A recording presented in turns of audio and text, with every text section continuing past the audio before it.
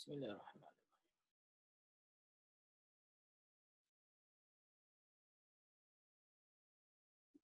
Bismillahirrahmanirrahim. Hana, hantar dekat yang lain lah.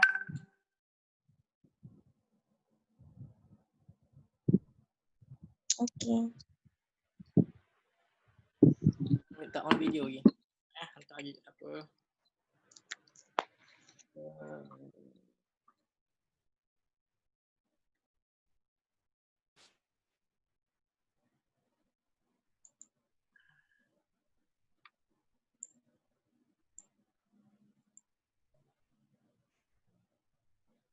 Baru just klik link tu je kan, terus masuk kan. Aku nak copy ayat ni, ambil ni je. Ni, hantar ni.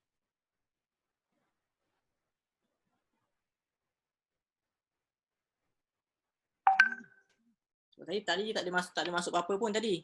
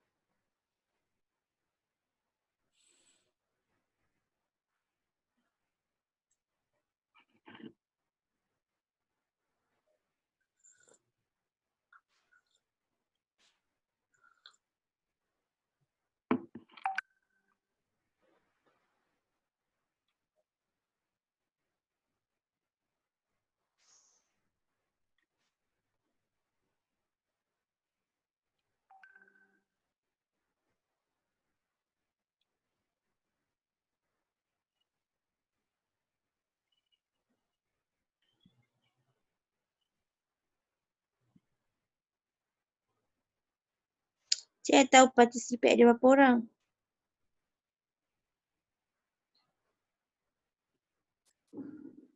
Tunggu dia ni. Kalau dia apply baru aku cakap aku ni. Participant tu aku kena ni lah, approve. Dengar tak? Dengar. Aku risau aku tak baru. Aku ni F lain. Bila beli ni jadi lain sikit.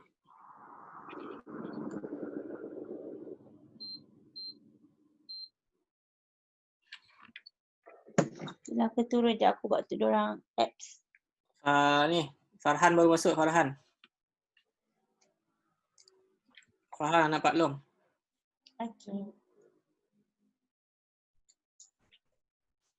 Aku tutup audio belum? Tutup audio sekejap. Aku mute-kan. Boleh?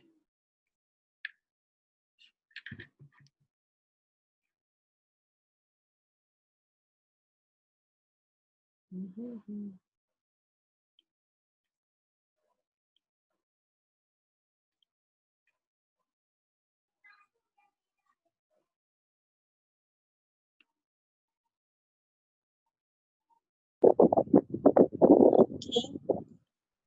Aku dah mute lah.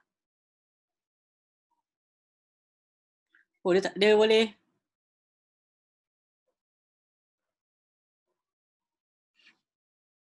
Bismillahirrahmanirrahim.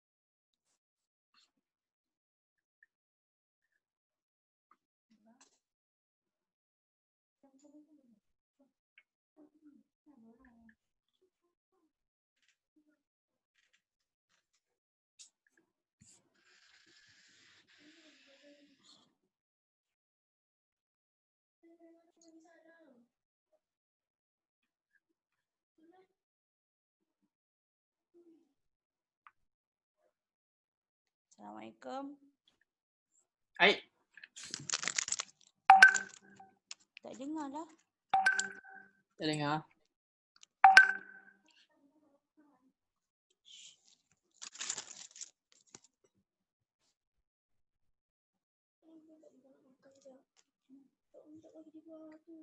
Bismillah.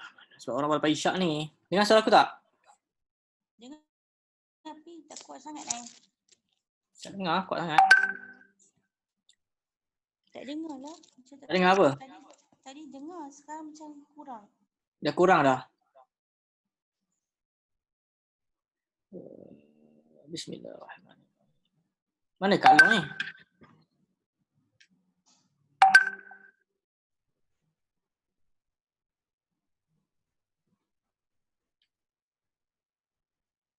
Dia ada makanan special lah Mahmud beli tadi. Dia ada makanan special lah Mahmud beli tadi. Tak makan.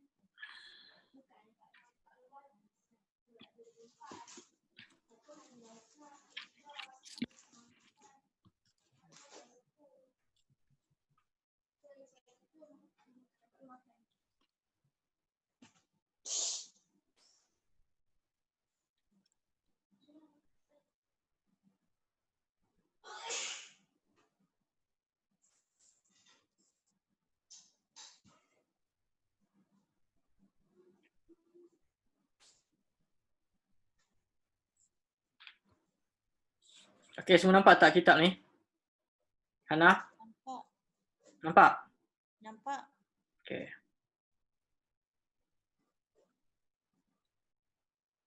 Aku Kak Hana yang bagi salam tadi. Ayolah aku kongsi. Ayo dalam ni senang. Dia kena sekali.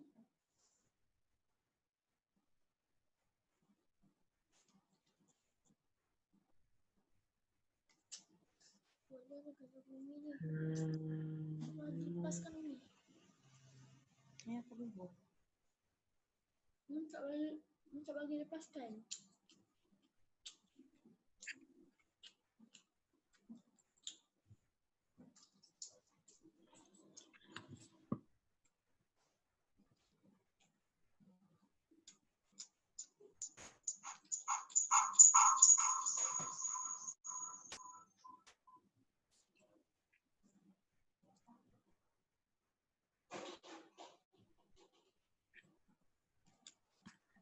Bismillahirrahmanirrahim. Bismillah.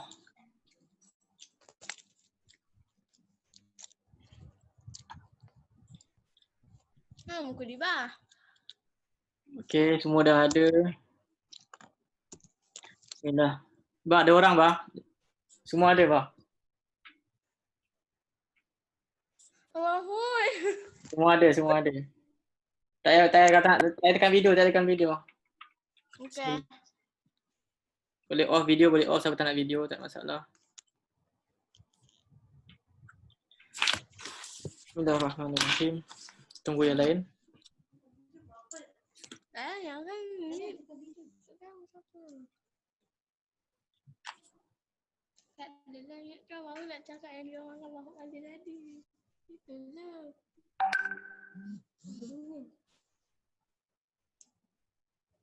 Banyak guru lagi kat dalam. Okey, bismillah.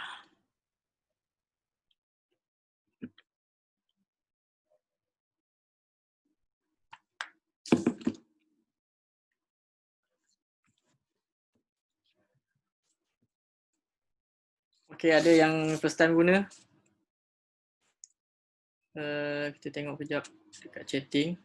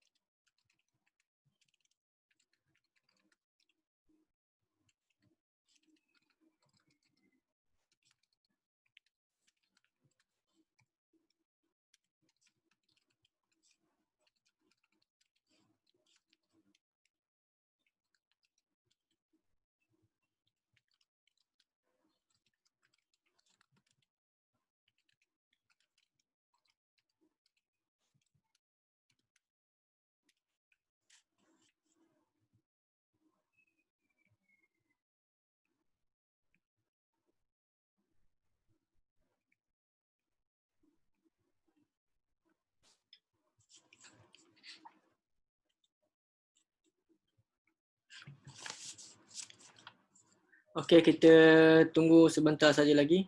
Kalau tak dengar boleh bagi tahu ya. Ada aplikasi kat chatting kat situ.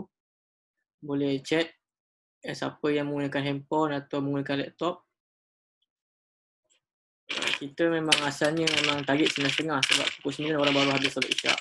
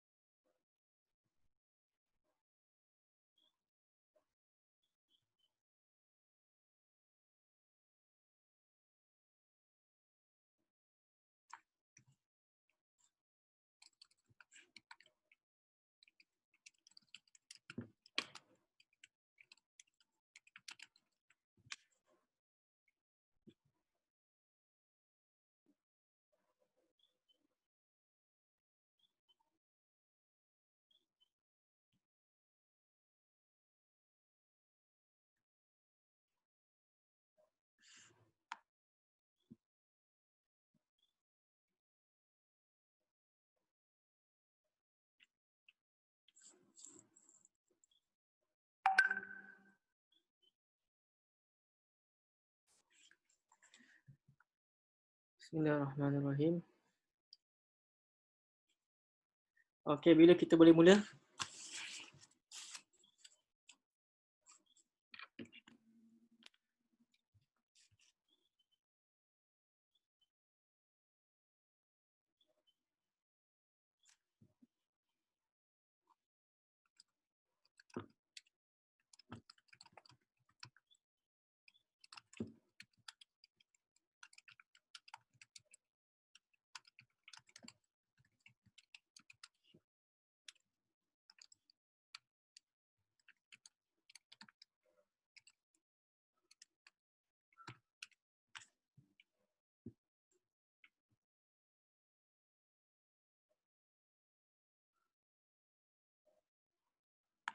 Okeylah, bismillahirrahmanirrahim.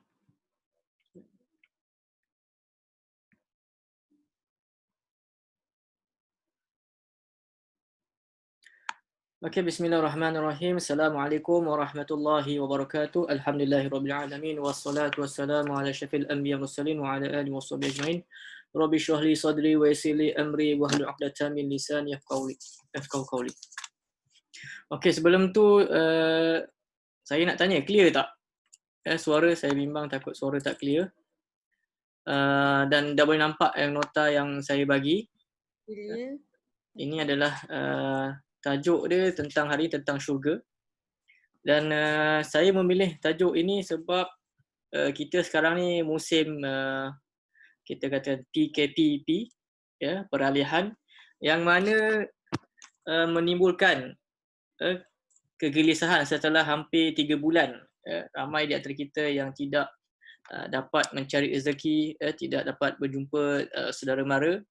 Jadi bila ada PKP ini permulihan, maka kita mengambil peluang untuk kembali kepada normal, kehidupan yang baru dengan cara yang berbeza. Masjid-masjid pun masih belum lagi dibuka sepenuhnya. Bahkan hanya mereka yang terpilih kena ada surat jemputan. Ziarah menziarahi pun masih lagi belum kita dapat lakukan. Bahkan masih lagi kita dalam keadaan berwaspada. Jadi memilih tajuk syurga ni adalah untuk kita menjadikan satu motivasi, ya, Sebab dalam orang bila dia tengah down, maka dia akan lihat benda-benda yang indah, benda-benda yang menggembirakan. Dan kalau kita perhatikan pada hari inilah, siapa yang selalu tengok TV kan, orang kita selalu tengok TV, kebanyakan cerita-cerita yang gembira ni lebih disukai orang ramai penonton berbanding cerita-cerita yang sedih. Sebab orang kalau hari ni pun kalau tengok cerita pun dia suka tengok cerita-cerita yang dalam keadaan mewah, naik kereta mewah, rumah besar dan sebagainya, supaya dia boleh menggembirakan hati. Dan bagi orang Islam, benda yang paling menggembirakan adalah syurga. InsyaAllah kita akan sama-sama melihat apakah kupasan. Dan berbicara tentang syurga, dia satu perkara yang sangat besar. Bagi saya, waktu yang kita bincangkan ni adalah waktu yang begitu singkat. Cuma kita ambil poin-poin sahaja. Dan apa yang rasa kita, sekiranya ada saudara mara yang ingin bertanya, boleh chatting. Dan sekiranya saya tidak mampu menjawab, saya akan jawab dalam masa yang akan datang dalam bentuk PDF. Jadi pertama sekali saya nak share kitab-kitab yang menjadi rujukan. Kalau ikutkan masa yang saya buat persidaan tidaklah begitu panjang, sebab masa begitu singkat. Dan antara buku yang menjadi rujukan yang depan ni, ini dalam bahasa Indonesia. Kalau nak beli, boleh beli di Google Playbook. Siapa sini selalu pakai Playbook? Saya selalu beli buku kat sana. Kalau yang ni ada yang murah, ada yang mahal. Kalau yang depan ni dia bagi ringkasan. Ini kitab yang original. Kitab yang original adalah 2 jilid. 2 jilid kitab yang original. Saya pun tak sempat lagi nak kaji. Tapi yang ni adalah tahqiq. Tahqiq ni dalam bahasa kita penelitian semula. Sebab dalam buku ni dia ada hadis-hadis yang lemah, bahkan ada hadis yang palsu juga.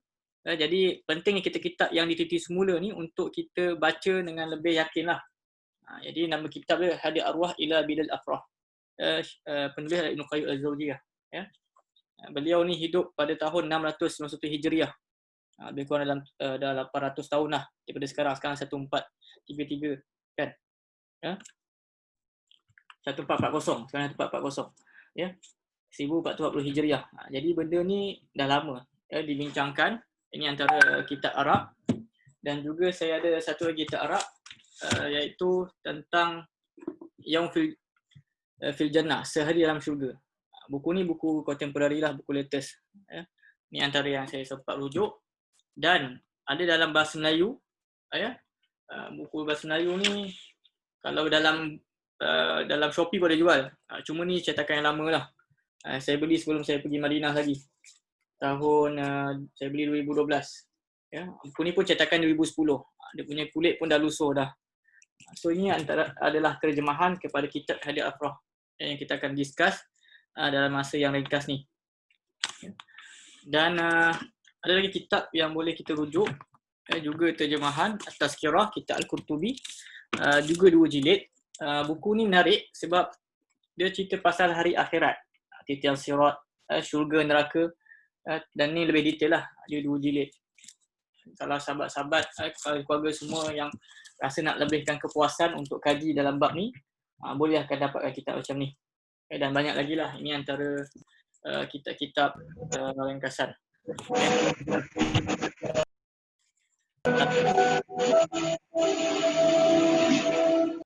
Ada terpasang. Ini satu lagi, ni ringkas je. Ni tentang bidadari dalam syurga. Jadi ni saya beli waktu zaman bujang tu. Kan? Kadang-kadang kita nak kahwin susah kan. Jadi kita tengok kitab ni, bidadari. So dia mengingatkan kita bahawa kita janganlah bersedih hati. Dan juga orang yang single dan juga meninggal dalam keadaan single ataupun dia meninggal dalam keadaan dia berpisah, dalam syurga Allah Ta'ala bagi tahu bahawa dia akan tidak kesorangan. Allah Ta'ala akan bagikan dia pasangan. Itu menariknya antara nikmat-nikmat dalam syurga. Okey, terlebih dahulu kita bincangkan tentang pandangan Islam tentang adanya syurga. Firman Allah Subhanahu wa taala, wasari'u ila magfiratin min rabbikum wa jannatin 'arduha as-samawati wal ardu 'iddat lil muttaqin. Tentang syurga ni Allah sebut dalam Quran, dan bersegeralah kamu mencari ampunan dari Rabbmu, daripada Allah Subhanahu wa taala, dan mendapatkan syurga yang luasnya, seluas langit dan juga bumi. yang telah disediakan bagi orang-orang yang bertakwa. Jadi ada tak di antara kita yang dalam grup ni dah jawab kuis? Dalam kuis tu saya buat 10 soalan dan alhamdulillah saya tengok ramai yang dapat menjawab dengan betul, dengan baik. Walaupun soalan saya tu agak kurang jelas juga. Saya buka contoh. Mungkin ramai nak tengok soalan tu. Ada yang dah jawab? Saya harap semua boleh jawab lah. Soalan tu sangat mudah lah.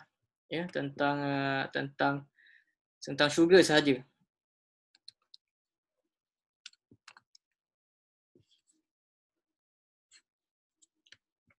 Dan Allah Ta'ala juga berfirman dalam surah Ali Imran, wattaqun nar wallati uiddat lil kafirin. Dan Allah bagi tahu bahawa dan peliharalah diri kamu daripada api neraka yang telah disediakan untuk orang-orang yang kafir. Saya sengaja pergi kepada soalan supaya kita dapat melihat kembali soalan tersebut. Mungkin ada yang tak puas hati jawab agak mengelirukan juga, sebab dia kena tanda mana yang betul. Jadi kalau soalan tu 4 betul, ditanda 1 tetap dikira salah.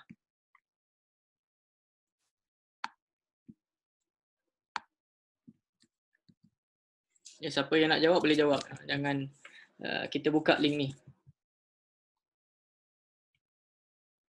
Okay, terus pergi kepada respon.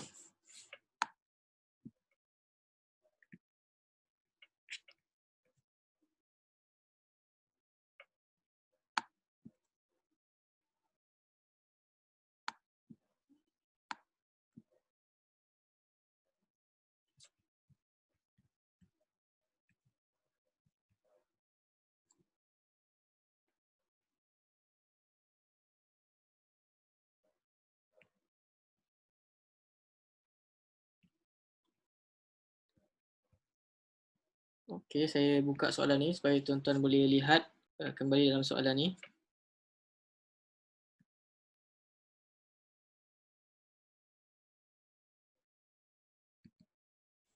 Okey, nampak tak soalan ni? Nampak tak? Saya macam tak dapat komunikasi lah. Nampak soalan tak?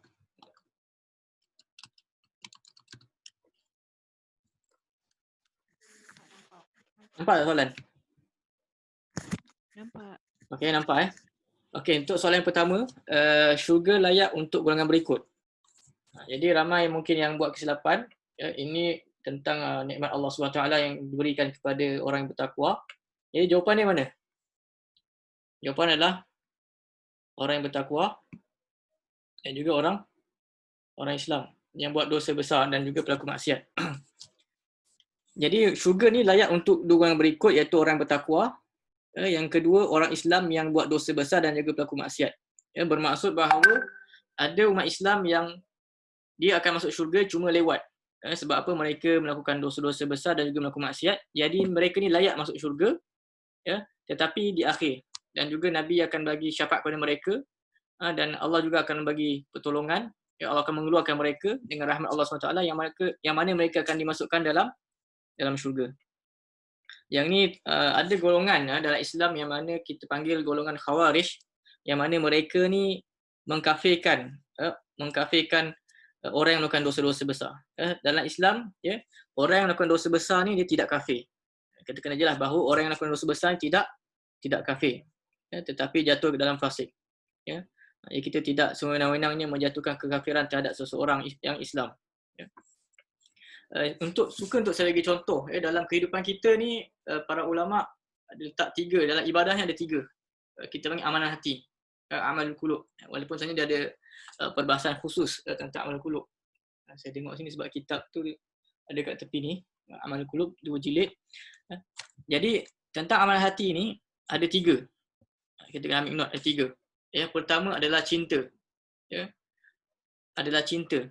Jadi bila kita ada orang dalam Islam yang kita segelintir orang Islam yang bila kita sebut tentang syurga ni, dia kata aku beramal ni tak nak syurga. Aku beramal kerana Allah Ta'ala. So dalam Islam, orang ni dia silap.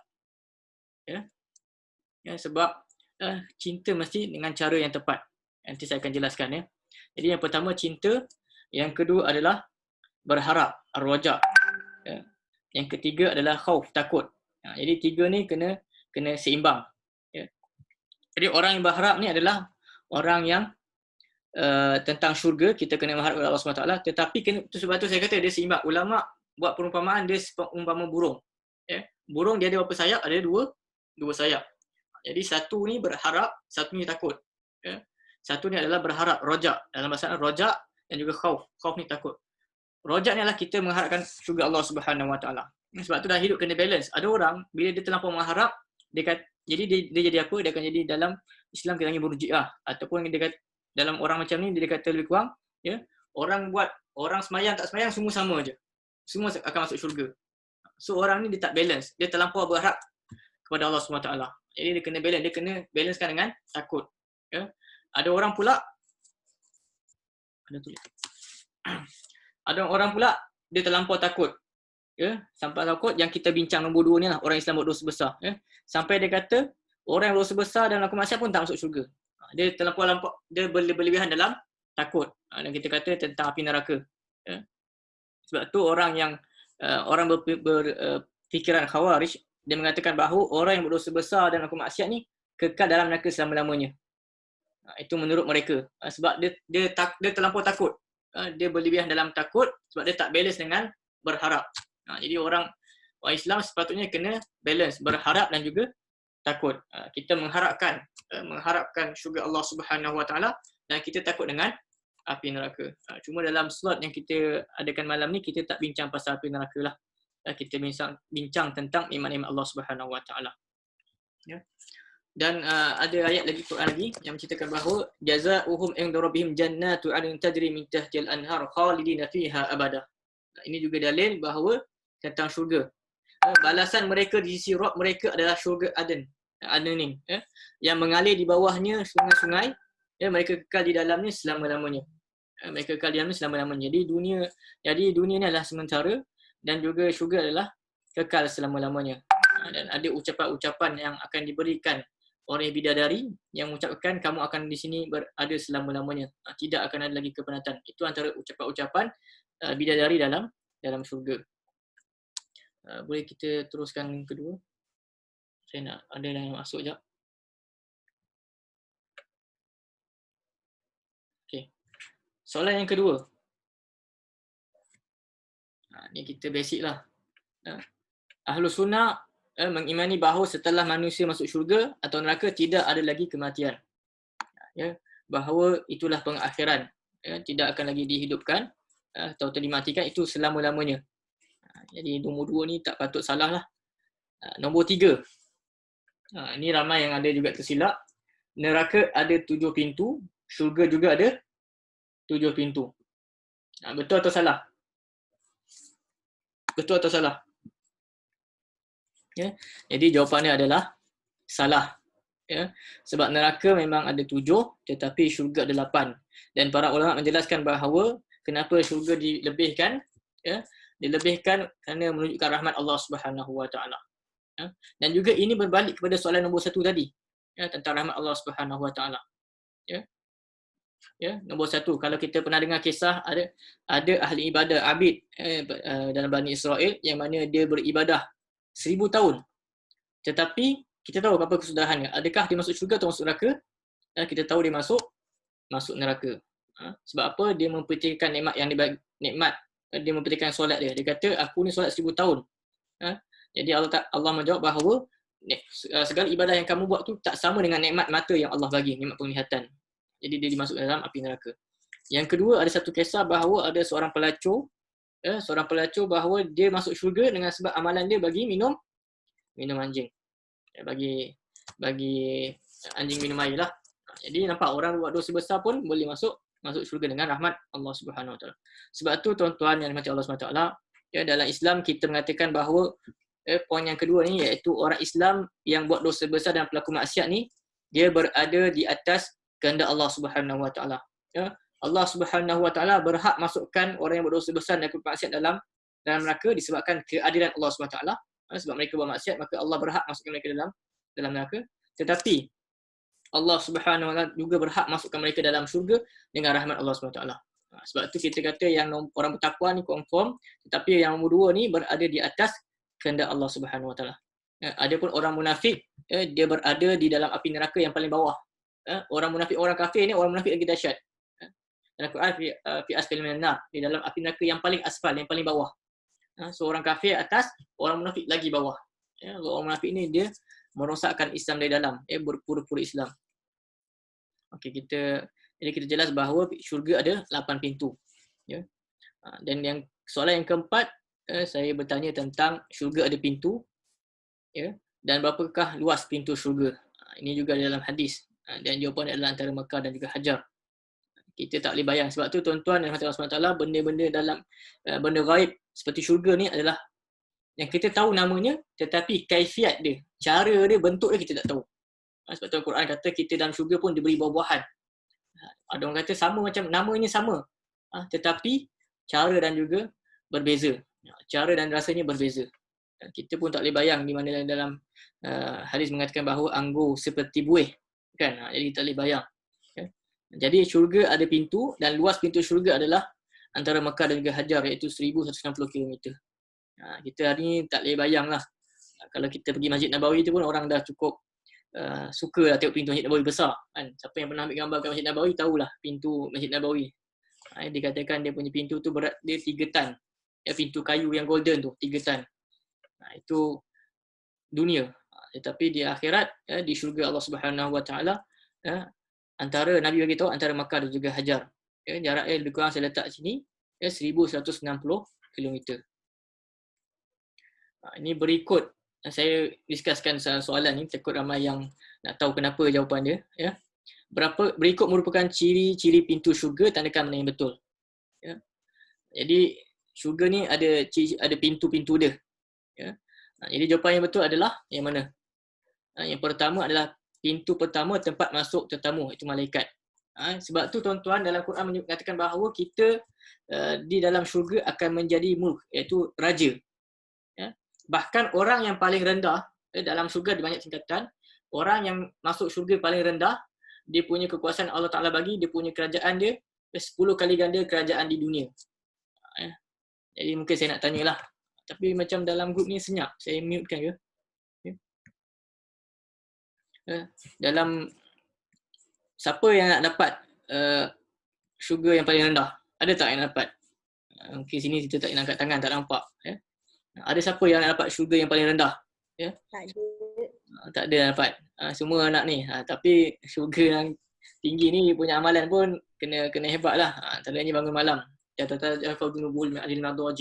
antara Allah sebut antara ciri-ciri orang yang derajat tinggi ni, bangun malam.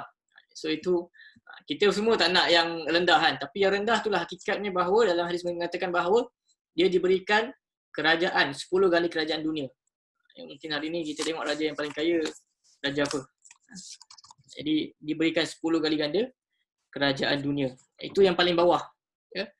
Dan malaikat akan jadi tetamu. Pintu pertama adalah tempat masuk tetamu, iaitu para malaikat. Jadi malaikat akan datang memasuki pintu khas. Ya.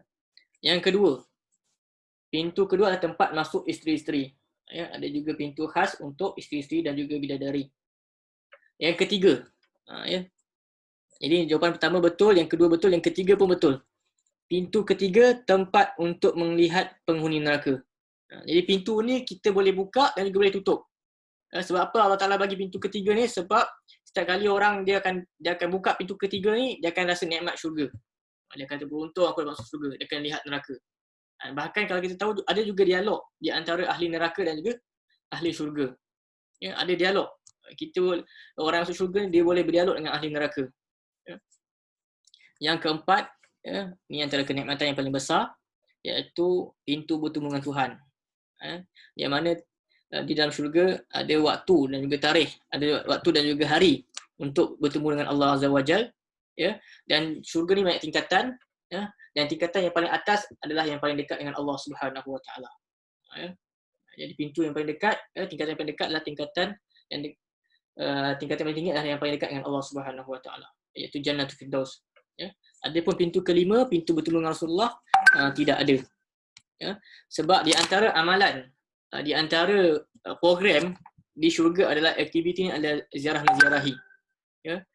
Kita di dunia ni pun boleh kata hampir setiap hari, setiap masa, setiap minggu selalu ziarah keluarga kita, kawan-kawan kita, betul tak kan?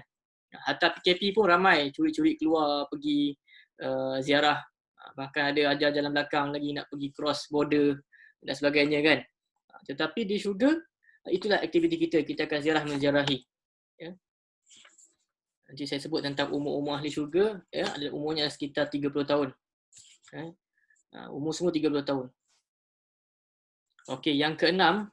Soalan yang keenam adalah tentang syurga mempunyai kunci. Apakah kunci syurga? Jadi antaranya, jawapannya bagi solat, puasa, zakat, nikah, kahwin pun ada kunci. Siapa yang tanda ni tak tahulah ya. Jawapan yang tepat adalah syahadah la ilaha illallah. Ya. Syahadah la ilaha illallah, ya. Tidak ada berhak Tuhan yang disembah melainkan Allah Subhanahu Wa Taala. Jadi jawapannya adalah yang bawah sekali ni, 1 2 3 4 yang kelima. Itulah kunci syurga. Sebab tu tuan-tuan Allah SWT, bila kita ada saudara mara kita yang bukan Islam, ya, ataupun jiran-jiran kita yang bukan Islam, saya sendiri selalu terfikir. Rasa diorang ni duduk kat dunia macam-macam kenikmatan yang Tuhan bagi. Tetapi di akhirat mereka tidak dapat satu pun kenikmatan. Ya, sebab kita tahu bahawa orang kafir semua akan dimasukkan dalam api neraka. Dan kekal khalidina fiha abadan, dan kekal di dalamnya selama. Jadi kita, ya, bila kita tahu nikmat syurga ni, orang nak share lah dengan, kita nak sampaikanlah dengan saudara mara kita yang belum masuk Islam dan juga jiran-jiran kita. Ya. Paling kurang kita ada niat untuk dakwah kepada mereka dan berusaha. Ya, sebab ini kita tahu kunci syurga ni satu je. Dia baik macam mana pun kalau dia tidak mengucap kalimah la ilaha illallah, dia tidak boleh masuk syurga. Dan ini telah saya kupas pada usrah kita yang lepas. Ya, untuk maklumat jemaah semua, ahli keluarga semua, ini adalah siri yang kelima. Ya, siri pertama kita tentang ilmu, tentang tauhid, tentang Al-Fatihah, tentang birrul walidain, tentang berbakti kepada ibu bapa. Yang kelima sekarang ni adalah tentang syurga. Ya. Ya, kita last berhenti pada bulan Januari, jadi kita sambung balik bulan Jun, 5 bulan kita berhenti. Sebab kita buat 2 bulan sekali. Ya, tapi PKP kita dah banyak terhenti dan alhamdulillah Tuhan bagi kita nikmat teknologi.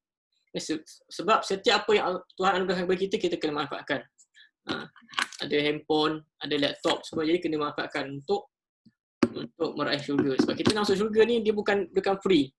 Dia ada usaha-usaha yang perlu dilakukan. Ya. Sebagaimana dalam kehidupan di dunia ni, ada macam saya kupas dalam mukadimah, dalam poster. Ya, ada orang di dunia ni dapat pangkat Tun, Datuk Tan Sri, Datuk Sri, Datuk. Semua ni diberikan kepada mereka sebab pengorbanan dan jasa mereka dalam negara. Tetapi kita tak nak merebut darjat yang Allah Ta'ala berikan kepada kita, yang darjat tersebut kekal selama-lamanya di syurga. Jadi antara yang paling tinggi, darjat yang paling tinggi adalah para Nabi dan juga Rasul lah. Baik macam mana pun tetap tak jadi para Nabi dan Rasul. Kemudian as-siddiqin, asy-syuhada' was-shalihin. Itu antara darjat-darjat ketinggian dalam syurga. Okey. Ini pun ada ramai tersilap juga. Nombor 7. Ya. Jalan ke neraka ada banyak. Jalan ke syurga ada banyak. Ada satu dan juga jalan alternatif. Jadi kita katakan bahawa ada ramai diingat jalan syurga ada banyak. Ada satu. Sebab ada hadis Nabi SAW, Nabi dengan para sahabat, satu hari Nabi buat satu garis panjang. Ya. Khatan Nabi SAW, khatan buat satu garis panjang. Ya. Kemudian Nabi buat garis, buat garis panjang, kemudian Nabi buat satu silang sampai habis. Ya. Dan Nabi kata jalan yang lurus ni adalah jalan yang ke syurga. Tetapi yang kiri kanan adalah setiap garisan tu, kiri kanan tu ada syaitan yang membawa orang keluar dari jalan yang lurus. Jadi jalan ke neraka ni ada banyak. Jalan ke syurga ni cuma ada satu sahaja. Dia kata syurga ni kena mujahadah. Ya. Sebab jalan dia susah. Berbanding dengan jalan ke neraka mudah. Kan orang nak buat baik sangat susah hari ni. Buat jahat senang je. Jadi jalan ke syurga cuma ada satu sahaja. Ya. Okay, seterusnya, ni kita dah kupas tadi. Di dalam syurga ada tingkatan. Ni kita kata orang yang terlampau berharap tadi. Iaitu kita Murji'ah. Dia ni terlampau berharap. Dia kata kau solat tak solat ni dia tak masuk syurga. Janji kau Islam. So orang macam ni, dia adalah orang Murji'ah. Dia kena ada rasa takut kepada api neraka. Ya. Sebab ya, Macam kita kupaskan tadi bahawa orang yang melakukan dosa besar, dia akan dimasukkan api neraka jika Allah mengazab dia. Dan selepas habis dia punya siksaan, tempoh di neraka, maka Nabi akan berikan syafaat untuk keluarkan mereka daripada api neraka. Dia panggil Jahamiyun. Mereka ni adalah lepasan api neraka. Ada. Dan antara syafaat Nabi adalah menghilangkan tulisan pada dahi mereka. Kesan X api neraka. Jadi dalam syurga ni ada tingkatan darjat seperti juga di dunia.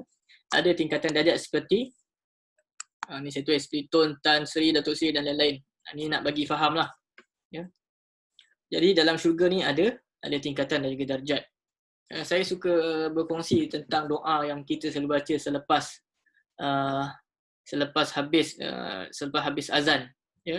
Sebab ni untuk menolak mereka yang mengatakan kita buat amalan ni bukan sebab nak syurga. So sebenarnya salah. Itu adalah ganjaran yang Allah SWT sebutkan. Bahkan banyak fadilat yang Nabi sebutkan. Buat amalan ni dapat pahala ni, dapat pahala ni.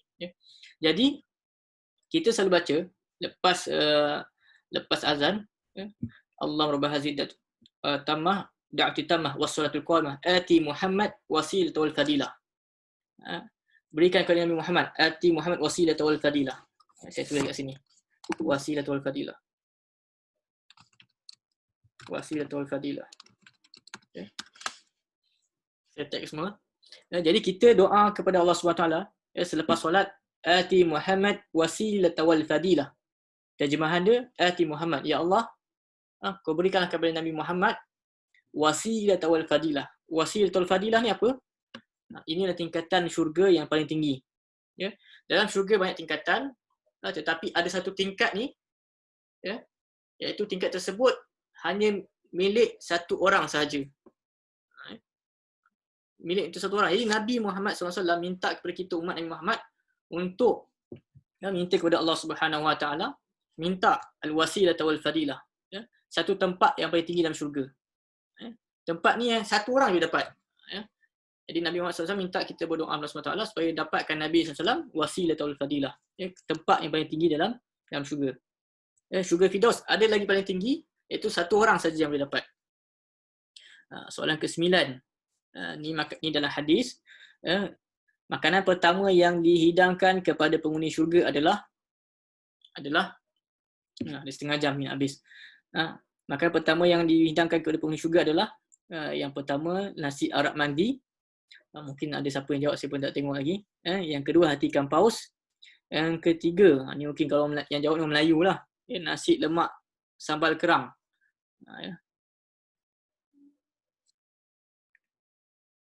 Yang keempat, daging unta. Jadi jawapan dia cuma satu sahaja, iaitu hati ikan paus. Jadi soalan ni bukan sahabat tanya, tetapi orang Yahudi tanya. Sebab tu Yahudi ni, tuan-tuan yang SWT, Yahudi ni dia ada ilmu. Tetapi kelemahan Yahudi ni, dia tidak beriman. Yahudi, sebab kalau kita tahu pun, Yahudi ni lebih tahu daripada kita tahu. Jadi soalan ni, yang kita tanya ni, nombor 9 ni, Yahudi tanya dengan sahabat-sahabat Nabi. Yahudi tanya dengan sahabat-sahabat Nabi, di sahabat-sahabat Nabi ni tak boleh jawab. Dia tak boleh jawab. Dia kata dengan sahabat Nabi, apakah makanan pertama yang dihidangkan kepada penghuni syurga? Jadi sahabat Nabi tak boleh jawab. Dan sahabat Nabi ni pergi jumpa dengan Rasulullah SAW, bagi tahu. Dan Nabi kata, kenapa mereka Yahudi bertanya kepada kamu, sedangkan aku diturunkan wahyu? Dan Nabi pun sebenarnya tak boleh jawab. Dan Nabi tunggu wahyu dari Allah Subhanahu Wa Taala. Dan dalam hadis mengatakan bahawa jawapan yang diberikan adalah hati ikan paus. Ini ada hadis khusus. Dan hadis ini sangat panjang. Sebab soalan yang Yahudi tanya bukan satu, banyak. Ini antara soalan yang Yahudi bertanya kepada Nabi SAW. Jadi jawapan adalah hati ikan paus. Adalah hidangan pertama untuk penghuni syurga. Kita mungkin kat dunia ni, ada yang pernah makan ke saudara-mara kita ni? Hari ni saya buat sekali untuk 4 family, keluarga daripada Kajang, daripada Bahau, daripada Port Dickson, sebelah ayah saya, belah Bahau, belah isteri saya, dan daripada Sabah. Jadi 4 sekali kita rangkumkan. Yang terakhir, di syurga penghuni dapat berkunjung kepada Tuhan. Jawapannya adalah benar. kita dapat. Sebab tu dalam Islam bila kita berdoa dengan sesuatu perkara, macam orang berdoa dengan Ya Rahman, Ya Rahim, tapi dengan wajah Allah, memohon sesuatu dengan wajah Allah SWT, tidak boleh melainkan hanya minta syurga. Maksudnya kalau kita minta dengan wajah Allah Ta'ala, kena minta syurga. Jadi kita sebut, Ya Allah, dengan wajahmu, maka kau gunakan aku projek. So benda ni tak boleh, tidak dibenarkan. Sebab kita kena minta benda yang sangat tinggi. Dan perkara yang paling tinggi dalam kehidupan kita adalah syurga Allah Subhanahu Wa Ta'ala. Itu juga antara termasuk dalam adab berdoa. Jadi dalam syurga, kenikmatan yang paling besar adalah melihat wajah Allah Subhanahu Wa Ta'ala. Itu antara nikmat yang paling besar, melihat wajah Allah Subhanahu Wa Ta'ala. InsyaAllah kita ada setengah jam, saya terus masuk kepada kita punya nota. Iaitu kepada kita punya buku rujukan kita.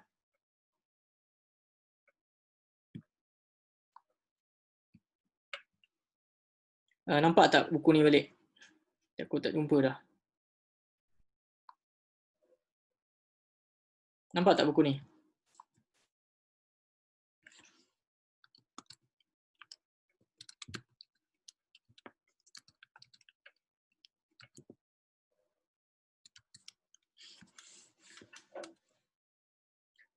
Tak pernah pakai hati ikan paus. Ada yang pernah makan ke? Saya rasa orang sampai ke tua, sampai ke mati pun ada yang tak pernah makan ya. Kita pun tak tahu macam mana nak dapatkan stok tu. Mungkin boleh cuba try lah. Tapi itu antara kenikmatan yang paling tinggi. Dan hati ikan paus di dunia dengan di syurga tidak sama. Dan ada perkara yang haram di dunia tetapi di akhirat dia adalah halal, seperti arak.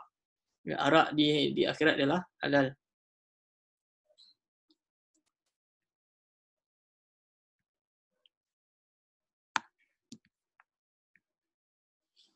Okey, saya terus masuk kepada nama dan arti syurga. Okey, saya harap semua dapat melihat nama-nama syurga. Sebab orang-orang bila jannah ni dalam bahasa Arab, jannah ni kalau kita selalu orang Melayu ni dengan majnun. Kau ni majnun lah, gila. Jadi jannah ni adalah benda yang tersembunyi. Saya cuba tengok orang Melayu punya. Saya tengok YouTube tentang syurga orang Melayu. Dia antaranya saya tengok di pintu syurga Dayang Nur Faiza, syurga Aliyah. Ni benda-benda yang orang Melayu buat kaitan dengan syurga. Cari aku di syurga, tu TV3 punya cerita. Syurga tak dirindukan, di Indonesia ke apa. Bidadari syurga, setanggi syurga intim, sampai syurga Faizal Tahir. Jadi semua ni saya tengok dia still tak boleh menggambarkan. Bahkan diorang punya cerita tu lebih kepada cinta-cinta semata-mata lah. Jadi orang tengok pun tak dapat menghayati syurga yang sebenar. Jadi yang pertama, syurga ini nama yang umum. Di dalam terdapat pelbagai kenikmatan, kelazatan, kemegahan, kebahagiaan. Dan jannah ni macam saya kata tertutup. Macam janin juga orang Melayu. Sebab tu kita katakan bahawa banyak bahasa-bahasa Arab ni, bahasa Melayu ni berasal dari bahasa Arab. Janin kan tertutup. Jannah. Kerana janin tersembunyi di dalam perut ibu, jin. Sebab jin asal dia bahasa Arab, kerana tidak dapat lihat dengan mata kasar. Kemudian majan yang hilang mukanya, malu hilang mukanya. Majnun, ni orang gila sebab tertutup akalnya. Dan erti lain jannah ni bahasa Arab lah, bahasa Melayu syurga, nama bustan, iaitu kebun. Kerana orang yang masuk syurga tertutup oleh rimbunan pepohonnya. Mungkin insya-Allah akan datang kita boleh bincangkan tentang amalan-amalan yang boleh dapat untuk masuk ke syurga. Sebab ada amalan dia. Sebab tu saya suka bincang bab syurga ni, sebab kita bersemangat. Sebab kadang-kadang kita macam PKP ni, kita tak ada apa projek bisnes. Jadi kita rasa down. Tapi kita down, kita kata tak apalah, kat dunia ni aku rugi. Tapi tekan kat akhirat aku nak rugi. Tu kita kena berfikir panjang lah. Ada orang kata dia suruh tanya kat diri sendiri. Dalam hidup ni apa yang kita mahu? Apa yang kita nak? Itu syurga. Dan apakah jalannya? Tu kita kena usahalah. Sebab ada orang dia nak belajar pandai, dia nak masuk universiti, maka dia belajar sungguh. Ada orang dia nak dapat banyak projek, maka dia belajar bisnes sebagainya. Jadi ini semua ada jalan dia. Dan begitu dengan syurga Allah SWT, ada jalan. Yang kedua, Darussalam. Darussalam, Allah menamai syurga dengan nama ini dalam firman-Nya di surah Al-An'am, di tempat yang damai di sisi Tuhannya. Nama Darussalam, saya terus poin seterusnya. Darul Khuldi. Khuldi ni khalidin, kekal. Ya. Dinamakan syurga ni Darul Khuldi kerana penghuninya selamanya tidak akan dikeluarkan dari sana. Ya. Sesungguhnya inilah rezeki kami yang tidak ada sehabis-habisnya. Ya, sentiasa berbuah dan juga teduh. Yang keempat, Darul Maqamah. Ya, tempat yang kekal, maqam. Ya. Yang dengan kurnianya menempatkan kami dalam tempat yang kekal, syurga, ya, maqamah. Di dalamnya kami tidak merasa lelah dan tidak pula merasa lesu. Ya. Itu antara nama syurga, Darul Maqamah. Tapi orang kita lebih kenal dengan Jannah lah. Sampai nama anak pun letak nama Jannah. Syurga Ma'wa, Ma'wa tempat tinggal. Yang tema lain dia. Saya cepat sebab kita baru nama, saya nak masuk banyak lagi. Ada lagi dalam 10-20 minit. Darul Hayawan. Hayawan ni, kita ingat haiwan pula. Hayawan ni kehidupan. Hayawan. Ya. Juga itulah kehidupan. Dia syurga ni adalah tempat kehidupan yang sebenarnya. Ya, Nabi SAW pernah satu ketika dengan para sahabat berjalan, jumpa satu bangkai. Jadi Nabi kata dengan sahabat, wahai sahabat-sahabatku, ada siapa tak yang nak bangkai ni? Jadi sahabat menjawab, ya Rasulullah, kami semua tak ada siapa di antara kami yang nakkan bangkai ni. Jadi Nabi menjawab bahawa, ketahuilah bahawa sesungguhnya Allah Subhanahu Wa Taala memandang dunia ini yang kita duduk ni, lebih hina daripada bangkai tersebut. Itu di sisi Allah Subhanahu Wa Taala. Ya, di sisi Allah Subhanahu Wa Taala, dunia kita duduk ni lebih hina daripada bangkai. Dan kehidupan yang sebenarnya adalah di akhirat. Ya, di firman Allah SWT dalam surah Al-Ankabut, dan sesungguhnya negeri akhirat itulah kehidupan yang sebenarnya. Firdaus. Ada yang ulama mengatakan Firdaus ni tempat bilangan syurga. Jadi ada kata Firdaus ni secara umum nama syurga. Senang cerita kita cakap bahawa semua syurga, semua Firdaus tu syurga, tapi tak semua syurga tu Firdaus. Ya, sebab Firdaus ni untuk makam yang paling tinggi. Sebab tu Nabi SAW beritahu bahawa kalau kita nak berdoa, minta syurga Firdaus. Tapi tuan-tuan yang Allah SWT, kita nak doa ni kenalah berusaha. Sebab hari ni banyak orang doa, dia tak ikut apa yang dia doa. Sebagai contoh, dia doa, dia sifat malas. Tapi dia pun sendiri malas, dia kena usaha. Ya, kena usaha bangun awal, buat kerja apa yang patut, perancangan dengan penuh teliti. Sebab tu saya dalam kehidupan kita ni, benda yang paling penting adalah quality dan juga balance. Itu yang saya suka sharekan dengan saudara mara saya dan juga sahabat-sahabat saya. Ada orang hari ni tuan-tuan, dia hidup, dia quality dalam satu perkara, tetapi dia tidak seimbang. Ini satu masalah dalam kehidupan kita hari ni. Kita contohnya dalam agama dia hebat. Dalam agama Masya Allah dia hebat, Masya Allah Tabarakallah. Tapi dalam bab dunia, dia ke bawah. Jadi dia tak seimbang. Jadi hari ni tuan-tuan, kita kena hidup, kena kualiti dan juga seimbang. Maqamul Amin, tempat yang aman. Jadi di syurga adalah tempat yang aman. Aman daripada segala keburukan, bahaya dan semua yang tidak disukai. Dan dalam syurga tuan-tuan, Allah SWT sebelum kita masuk syurga, kita akan berhenti di satu tempat yang mana tempat tersebut adalah dibuang segala sifat-sifat mazmumah. Sebab tu bila masuk dalam syurga, tak adalah sifat-sifat yang kotor. Sebagai contoh, kita mungkin orang mungkin terfikir, kan dalam syurga nanti kan lelaki dapat bidadari. Jadi orang tanya, bila perempuan bila masuk syurga ni, dia tak jealous ke, dia tak cemburu ke, jealous ke yang lelaki dia ni, suami dia ni banyak bidadari. Jadi dalam syurga ni tidak ada sifat cemburu. Banyak sifat-sifat mazmumah. Sebab tu tidak ada sifat-sifat mazmumah. Sebagai contoh kan, dalam syurga kita akan masuk syurga, jadi ada banyak tingkatan. Jadi orang yang duduk bawah ni, dia rasa jealous tak orang duduk kat atas? Oh, kau duduk kat syurga Firdaus. Ada tak orang yang paling bawah ni rasa jealous? Tidak ada. Tidak ada sifat-sifat hasad dengki dan sebagainya. Maka siddiqi iaitu tempat yang disenangi. Kerana segala hal yang baik terpenuhi di sana. Sana banyak benda, perkara-perkara yang indah, perkara yang baik. Sebab di sana hanya ucapan salam sejahtera. Okey. Jadi orang yang pertama masuk syurga ni kita dah tahu, iaitu Nabi SAW.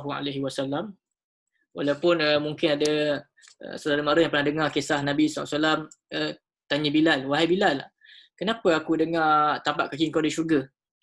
Dia nampak macam bercanggah kan. Maksudnya Bilal dah masuk dululah. Jadi ulama menjelaskan bahawa dalam contohnya kalau kita raja-raja nak masuk pintu, mesti ada orang yang bukakan. Jadi Bilal ni umpama orang yang mendahului bukan sebab keunggulan dia. Bukan sebab dia ni lebih afdal dari Nabi SAW, tetapi cuma dia ke depan sahaja. Tidak mengurangi keunggulan Nabi SAW. Itu contoh mudah yang ulama bagi. Kita raja nak masuk pintu, kan. Jadi yang buka ni pembantu dia. Jadi nak kata siapa yang lebih hebat, raja ke pembantu? Mestilah raja. Jadi tidak begitu juga dengan kisah yang tadi Bilal dengan Nabi SAW. Sebab Nabi dengar tapak kaki Bilal di dalam syurga. Jadi orang yang pertama masuk syurga adalah Nabi SAW, dan juga umat Nabi Muhammad juga adalah umat yang pertama sekali masuk ke syurga Allah Subhanahu Wa Taala. Itu kelebihan umat Nabi Muhammad.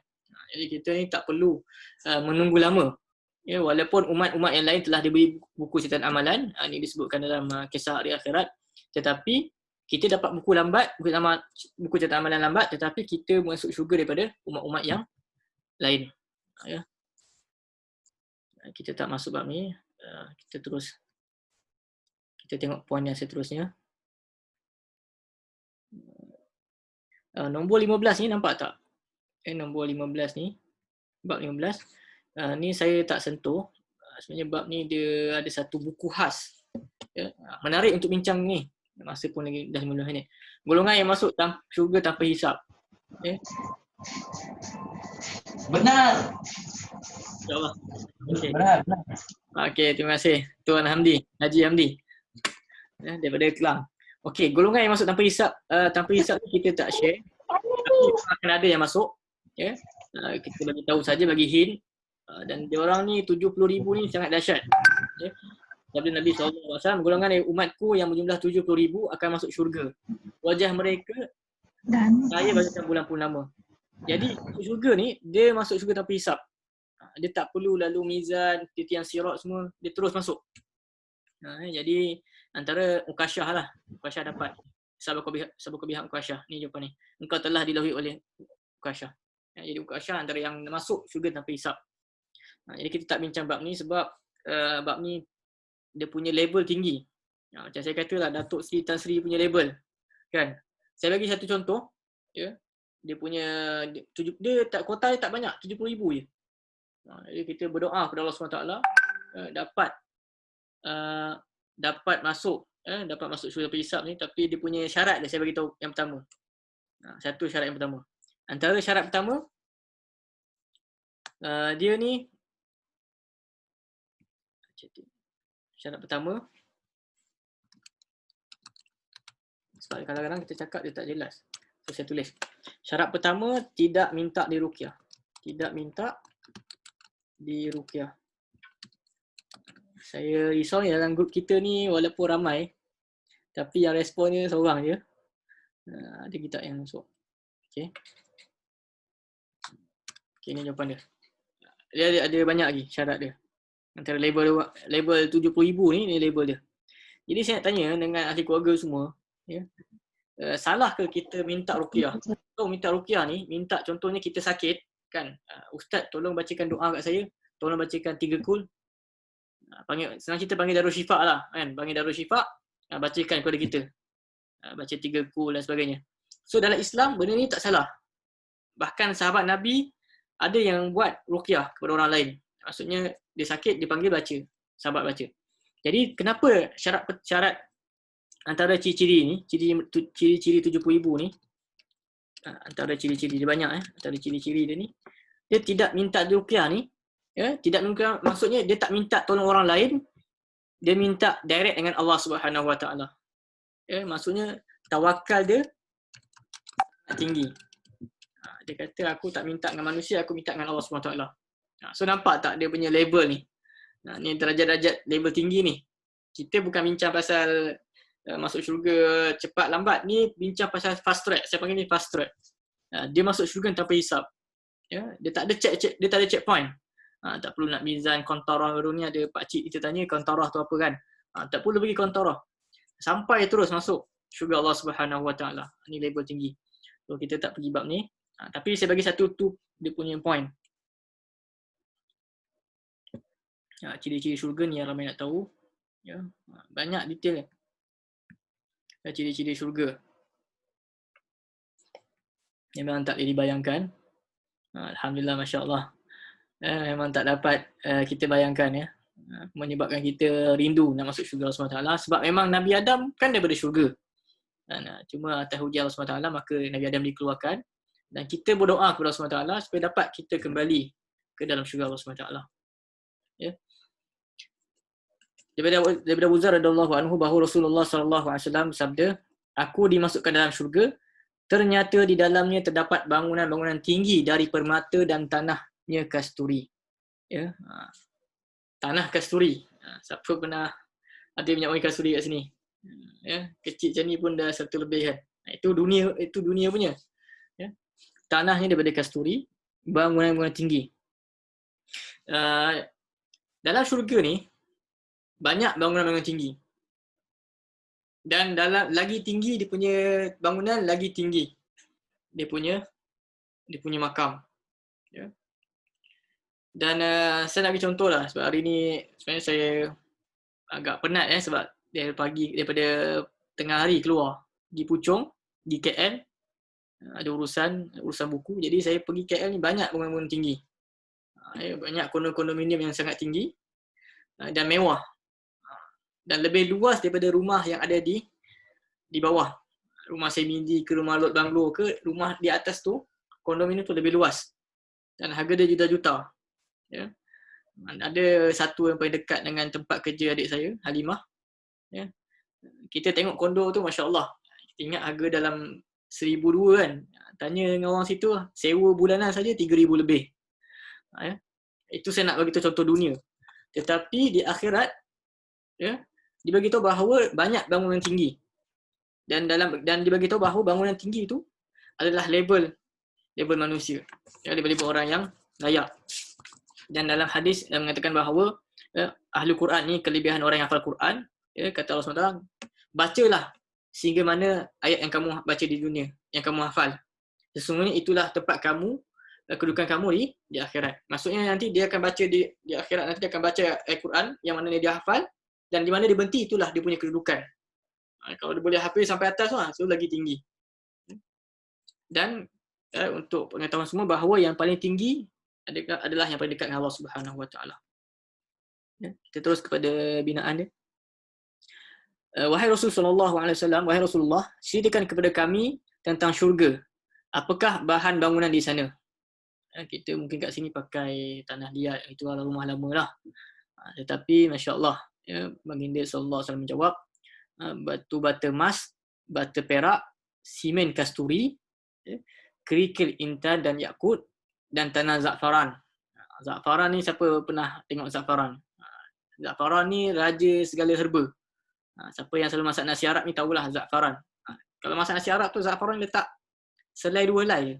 Tapi kita punya nasi tu dah cantik. Kita dah banyak kali masak nasi Arab, kita tak ada stok za'faran.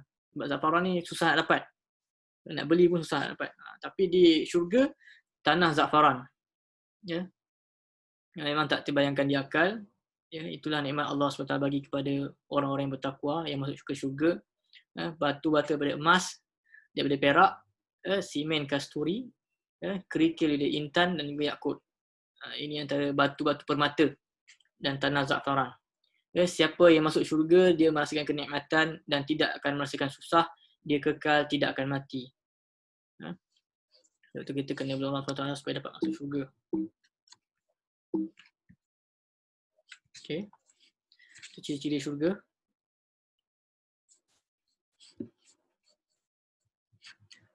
Ibn Abi Dunya menunjukkan bahawa Rasulullah SAW sabda, tanah syurga berwarna putih, halamannya berupa batuan marmar, ia dikelilingi oleh kasturi seperti tongan pasir.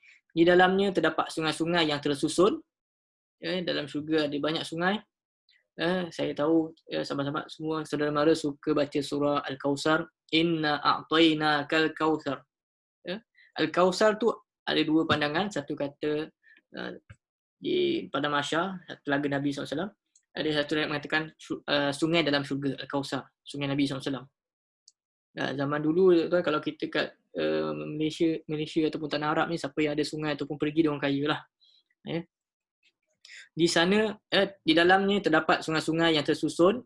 Di sana penghuni syurga dari tingkatan yang rendah dan tinggi bersua lalu saling berkenalan. Jadi macam saya kata, dekat syurga nanti tidak ada hasad dengki.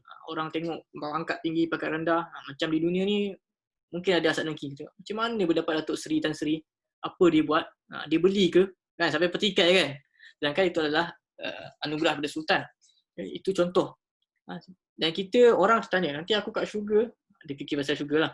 Kat syurga nanti, dia boleh jumpa ke dengan Nabi SAW, dengan contoh Nabi Hud, Nabi Soleh, yang makam tinggi-tinggi. Ya. Seperti juga kita di dunia, kita boleh jumpa dengan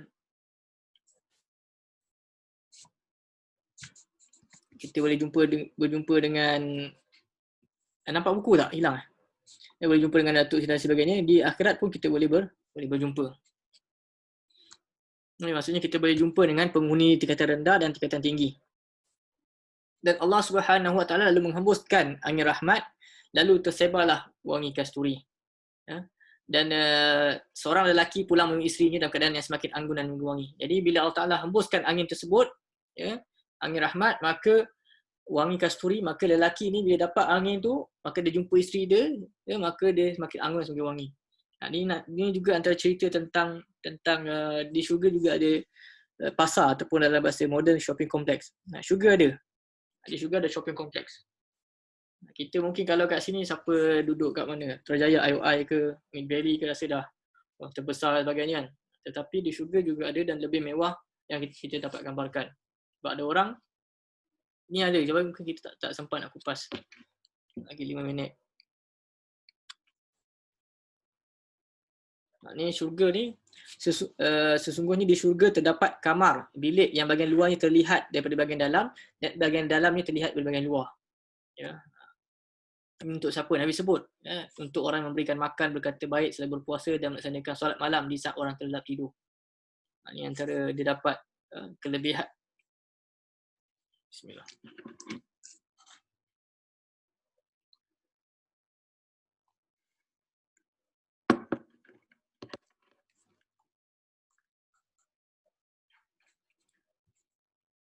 Ini wangi syurga.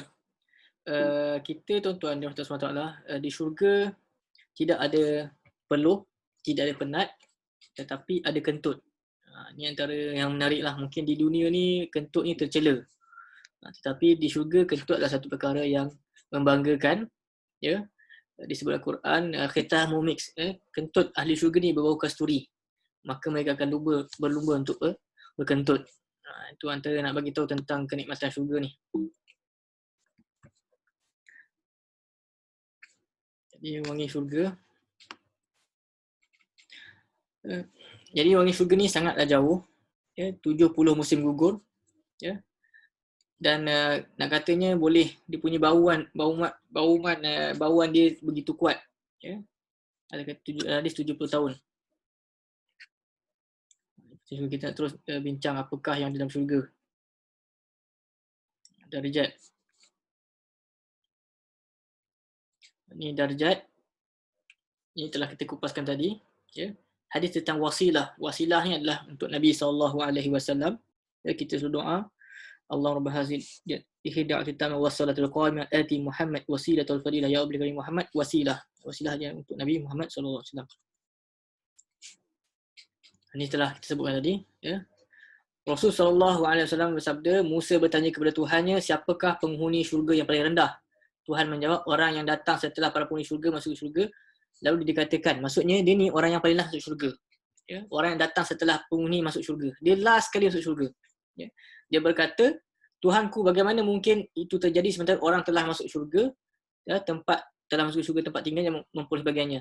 Dia kata syurga ni dah penuh. Atau dikatakan kepadanya, apakah engkau redha menjadi raja-raja seperti raja di dunia? Aku redha. Tuhan berkata, engkau memperoleh bahagian seperti itu. Jadi ada nak mengatakan sampai dapat 10 kali ganda. Sesungguhnya darjat terendah penghuni syurga. Kedudukan paling rendah, darjat paling rendah penghuni syurga ialah orang yang memandang taman-taman syurga, para isteri, kenikmatan, para pelayan dan singgasananya dari jarak 1000 tahun perjalanan. Darjat penghuni syurga yang paling mulia di sisi Allah adalah orang yang memandang wajah Allah pada setiap pagi dan juga petang. So ini siapa yang dekat dengan Allah ni lah. Ini nikmat yang paling tinggi, darjat yang paling dekat dengan Allah Ta'ala, kebesaran yang dekat dengan Allah SWT adalah yang paling hampir dengan Allah SWT adalah mereka yang dapat melihat wajah Allah SWT setiap pagi dan juga petang. Itu label yang paling tinggi. Dan nikmat yang paling besar, dalam syurga banyak kenikmatan, dan nikmat yang paling besar adalah melihat wajah Allah Subhanahu wa taala, dan wajah-wajah orang mukmin itu pada hari berseri memandang Tuhannya dan surat kiamat.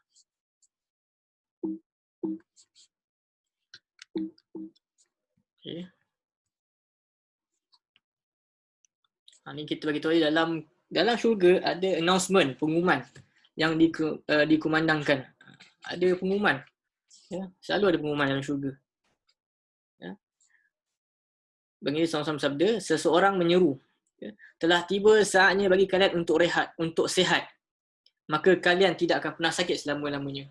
Sebab tu kalau kita kat dunia selalu sangat sakit, ada masalah penyakit sebagainya, kita tahu bahawa dekat syurga ni sihat selama-lamanya. Ada announcement lagi. Ya. Seseorang menyeru, telah tiba saatnya bagi kalian untuk sihat, maka kalian tidak akan pernah sakit selama-lamanya. Telah tiba saatnya bagi kalian untuk hidup, maka kalian tidak akan pernah mati selama-lamanya. Kekal hidup selama-lamanya.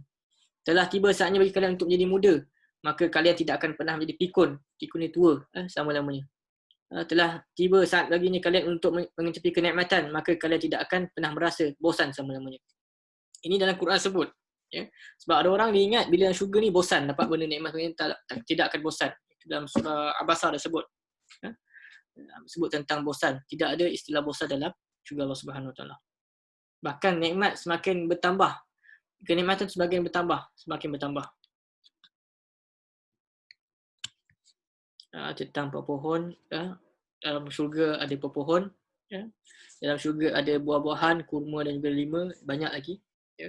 Ada pohon bidara yang tidak berduri, pohon pisang yang bersembuahnya. Ini Allah SWT nak menggambarkan kenikmatan dalam syurga.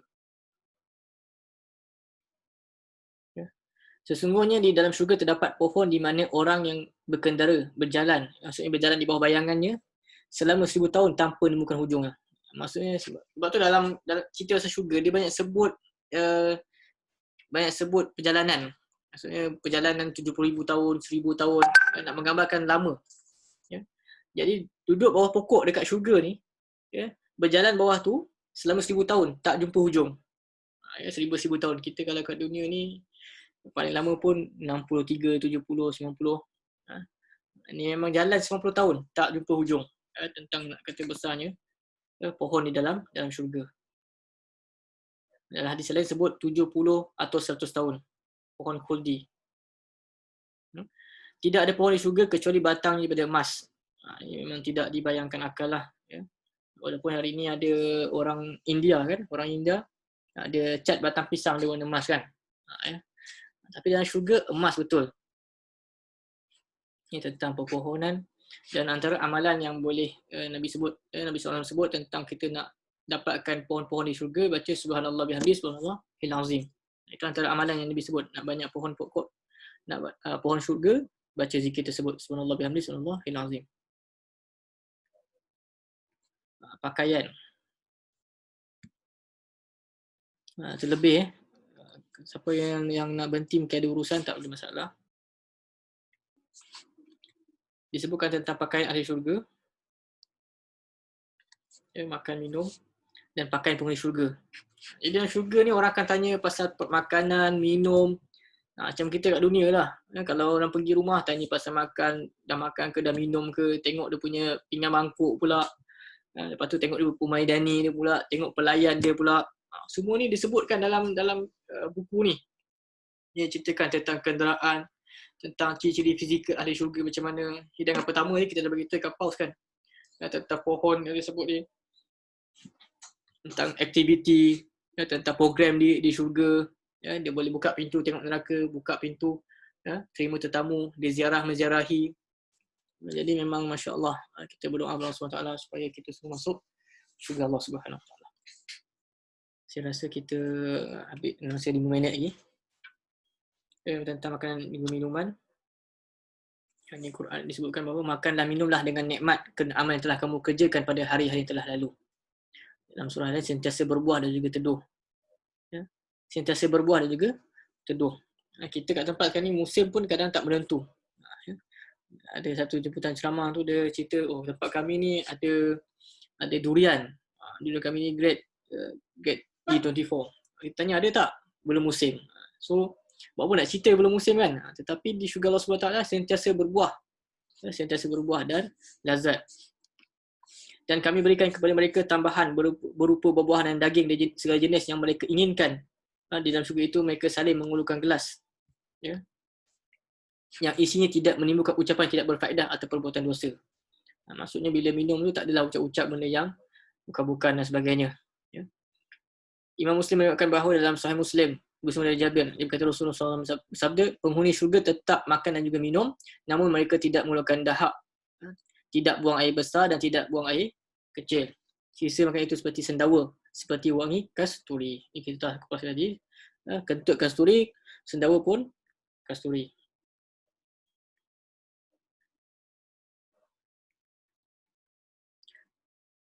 Dan ada yang baru join.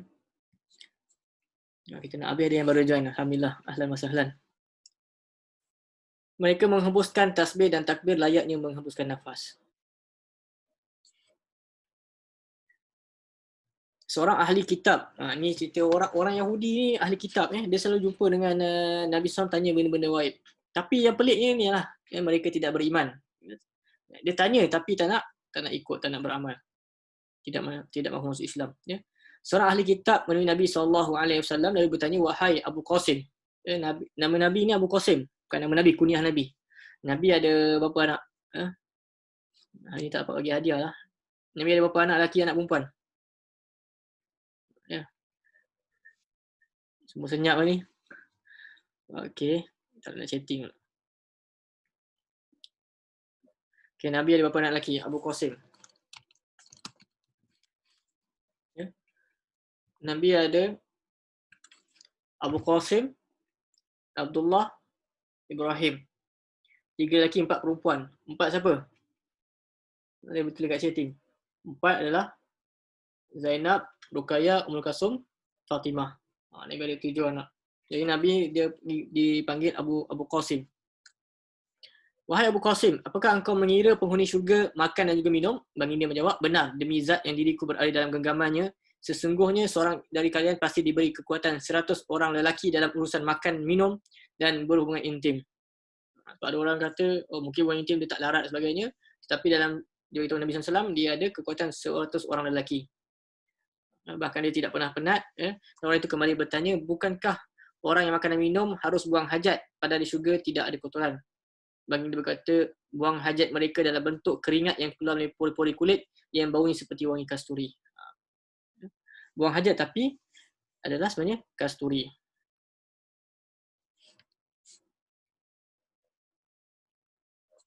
Cakap pasal tadi. Kemudian diiringkan kepada mereka diedarkan piring-piring dan gelas-gelas daripada emas. Ini menunjukkan kenikmatan Allah Ta'ala berikan. Kita di dunia ni tidak dibenarkan. Itu sebab tu kita kata ada perkara di dunia ni haram, tetapi di akhirat dia jadi halal. Antaranya inilah piring-piring dan juga gelas-gelas daripada emas. Dan mereka dikelilingi oleh pelayan, anak-anak muda yang tetap muda dengan membawa gelas, ceret, ni bahasa Indonesia ni, berisi minuman yang diambil dari air yang mengalir. Kita nak bagi tahu bahawa di syurga ada banyak pelayan. Kita mungkin hari ni nak ada bibik tu susah. Kalau ada bibik pun yang biasa, yang veteran, nak suruh buat kerja pun tak sampai hati. Kadang-kadang kita yang buat kerja untuk dia. Tetapi Allah Ta'ala bagi tahu bahawa di syurga ada banyak pelayan-pelayan yang semuanya adalah anak-anak muda, yang tetap muda. Maksudnya kita suruh dia mereka buat apa. Kau pergi buat tu, pergi buat ni dan sebagainya. Itu antara kenikmatan yang Allah bagi kepada kita. Banyak pelayan muda, anak-anak muda. Yang kerja mereka adalah melayan kita 24 jam. Sepanjang masa. Ada 2 syurga daripada emas. Demikian pula bejana-bejana dan segala yang ada di dalamnya. ada 2 syurga dari perak, demikian pula berjana-berjana dan segala yang ada di dalamnya. Tidak ada sesuatu yang menghalangi pandangan kaum mukminin terhadap Tuhan mereka selain berselendang keagungan yang tersirat di wajahnya di syurga al-jannah. Pakaian pula. Allah SWT berfirman, mereka memakai sutera yang halus dan sutera yang tebal. Mereka diberi hiasan gelang. Ni dalam surah Al-Kahfi juga ni. Ini surah Al-Kahfi. Mereka diberi hiasan gelang emas dan mereka memakai pakaian hijau dari sutera halus dan sutera tebal. Sedangkan mereka duduk sambil bersandar di atas dipan-dipan yang indah. Dipan-dipan ni tilam ataupun sofa yang indah. Jadi kita tu macam saya kata dekat dunia kita tak pakai sutera, tapi di akhirat Allah Ta'ala pakaikan sutera. Emas dan sebagainya disebutkan. Ini antara banyak lagi. Pelayan telah kita kupas tadi. Ya, pelayan dan pemuda syurga. Ya, mereka dipilih oleh para pemuda yang tetap muda. Ya, maksudnya tak pernah tua dan tak pernah berubah. Maksudnya dia tetap muda dan juga kuat. Kita juga mungkin ada pelayan kita, mungkin ada pembantu-pembantu kita. Mungkin dia kat dunia ni dia makin lama dia makin tua, dia makin tak larat. Tetapi dia surga Allah Subhanahu Wa Taala bahawa dia tetap tak muda dan tak pernah tua. Cuma ni kita tak masuklah tentang sisi pandangan ni, adakah pemuda tersebut dia asal dari syurga ataupun daripada dunia. Maksudnya anak-anak orang kafir dia ada anak yang meninggal awal, maka anak mereka akan jadi pembantu-pembantu di syurga. Jadi ini ada perbincangan di kalangan para ahli ilmuwan. Perempuan syurga. Ini tentang syurga, tentang wanita. Mereka akan memberi tentang perempuan suci, maksudnya dalam tu tidak ada haid. Ya. Perempuan yang suci dari segala kotoran perempuan di dunia seperti darah haid, urin, feses, darah nifas dan sebagainya. Ada orang dia kata, dia tanya kalau masuk syurga ni ada isteri dia tak? Sebab dia takut isteri dia dekat dunia ni selalu komen, selalu bebel. Dia takut isteri dia. Tapi kita jangan risau bahawa bila masuk syurga, automatik isteri tu akan jadi baik. Maksudnya bebelan dia tu dah tak ada dah. Sebab ada orang tanya, dia takut dengan bini dia. Ya. Jadi Allah SWT berfirman, kemudian kami berikan kepada mereka pasangan bidadari yang bermata indah. Ya, bermata yang sangat cantik. Sebab kita hari ni pun kalau nak tengok seseorang tu, tengok mata dia. Hatta kalau siapa yang jadi pelukis pun, kalau dia lukis mata tu buruk, memang kartun tu jadi tak cantik. Ada orang ni suka tengok kartun yang rabbit mata terkeluar tu kan, orang kata hodoh kan sebab mata. Jadi ni nak gambaran tentang mata. Ya. Bermata jernih, atau kata bermata jelly, indah. Ni satu buku tadi yang saya tunjuk ni. Khusus cerita pasal bidadari syurga. Yang dahsyat ni bidadari syurga ni, dia punya tulang dia boleh nampak dari luar. Transparent. Dan dipakaikan 70 pakaian. Itu memang kita tak boleh bayang lah. Di akal kita, ya, mereka diberikan 70 pakaian. Dipakaikan 70 pakaian.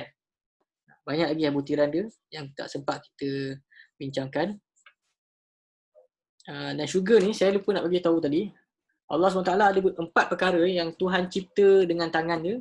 Ada pun yang lain Tuhan cipta dengan kata kun fayakun. Allah kata jadi, maka jadi. Antara perkara yang Allah cipta dengan tangan Allah SWT, kita tak perlu bayangkan tangan tu bagaimana. Itu sesuai dengan kehebatan Allah SWT.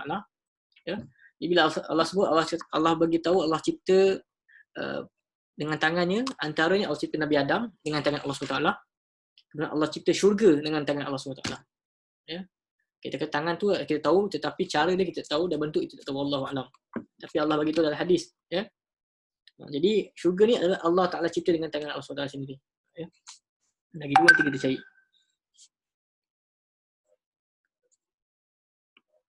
Ini tentang syurga, tentang hubungan intim. Ya. Ataupun kita dalam bahasa Melayu, seks lah. Ya. Jadi ada orang sahabat tanya, ya Rasulullah, bagaimana penghuni syurga melakukan seks ataupun hubungan intim? Ya, bagi dia menjawab, dengan kemaluan yang tidak akan loyo, berahi yang tidak putus-putus, hasratnya membara tapi tanpa mengeluarkan sperma dan saya telur. Ini tentang ahli syurga. Ya, maksudnya dia akan maintain sama. Dia tak akan lemah dan sebagainya. Ni ada isu juga, ada tentang ni hamil dan melahirkan di syurga. Adakah kat syurga ni dia boleh pregnant, dia boleh hamil dan dia boleh lahirkan baby? Kan? Mungkin dekat dunia dia tak kesempatan untuk dapatkan bayi, maka dia minta di akhirat untuk lahirkan bayi. Jadi dari sini ada khilaf di kalangan para ahli ilmuwan lah cerita tentang ni. Ada pun pandangan yang mengatakan bahawa ya memang dia ada keinginan, dia boleh dapatkan tapi dia tidak ada keinginan tersebut. Ya. Dia maksudnya dia nak, tapi dia nak hamil tetapi dia tak ada keinginan untuk dapatkan anak. Ya. Dan ada ni, sesungguhnya penghuni syurga tidak beranak pinak di sana.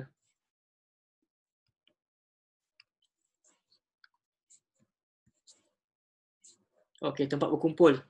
Ini ada tempat berkumpul. Saya terlebih 5 minit. Saya rasa kita terus pada kesimpulan. Saya minta maaf sekiranya mengganggu masa-masa saudara mara semua untuk luangkan masa pada malam ni untuk bersama kita. Saya tak dapat lihat semuanya. Ada apa persoalan? Ada apa persoalan? Ada apa persoalan sebelum saya bagikan kesimpulan? Okey, saya buka soalan. Ada apa cadangan? Ada apa-apa cadangan? Dan cadangan ataupun soalan?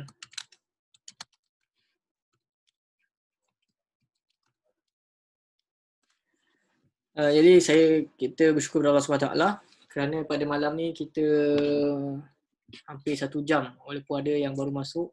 Ada yang nak masuk tak? Okey. Walaupun ada yang baru masuk. Kita syukur Allah SWT kerana dapat pada malam ni kita meluangkan masa. Kita ada 9 orang. Saya mesej walaupun ramai. Saya mesej orang Port Dickson, orang Bahau, orang Kajang, orang Sabah. Saya mesej semua. Tapi yang dapat hadir malam ni 9 orang. Walau bagaimanapun saya akan masukkan ni dalam. Ada nak tanya, silakan. Nak tanya boleh type dekat chatting tu. Boleh type dekat chatting tu. Kita dapat luangkan masa bersama dalam program hari ni. Walaupun 1 jam lebih kurang.